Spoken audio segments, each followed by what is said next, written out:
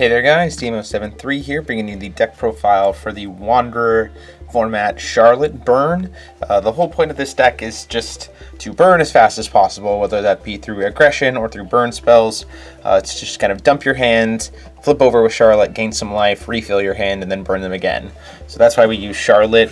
Also because her judgment cost is so cheap, when you refill your hand with burn, you can pretty much immediately play most of it, which is really awesome. And then for 1 blue, you can kind of play this kind of defensive game if you need to kind of stall for a little bit of time.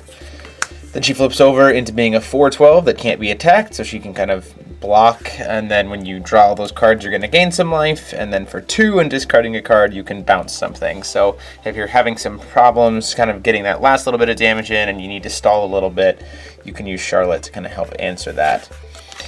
So this deck is pretty straightforward. The stone base is just as well. We run a little red the pure stone just to be able to pump up Lancelot and stuff like that. You're almost always going to call red with this. 4 hearths cores, and then 5 basic firestones. I mean, the majority of the deck is fire. We only have 1 water card in the main, so it's not super important. Running into the creatures, we're going to go real fast through this. 4 Cheshire Cats helps you draw cards, helps you kind of catwall in this format, which is nice against other aggro decks, and helps you see way more burn spells.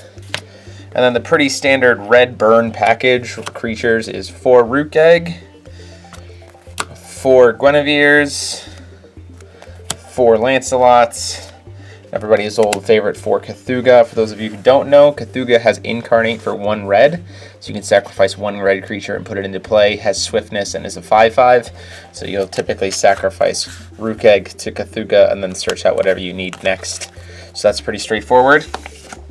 You didn't see it in the match, but I also run a 1-of Gilderai, which is just kind of, again, if you have some reach and the game's going long, you can jam this and just swing in the air for a lot of damage immediately, because all your stones except for your little red are fire stones, so he'll get a big attack bonus. And then if they kill them, you just sacrifice some stones and swing in again. Then the spell lineup, you run 4 lightning strikes and 4 thunders, because running 4,000 worth of burn damage just in 8 cards is pretty nice. We run 4 blood boils, because this card is really good in burn. 600 damage, prevents life gain, so if you do it in response to a life gain trigger, they don't gain a life, which helps close out the games.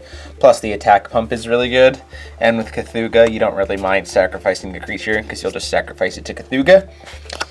3 of Bombardment for some additional burn damage.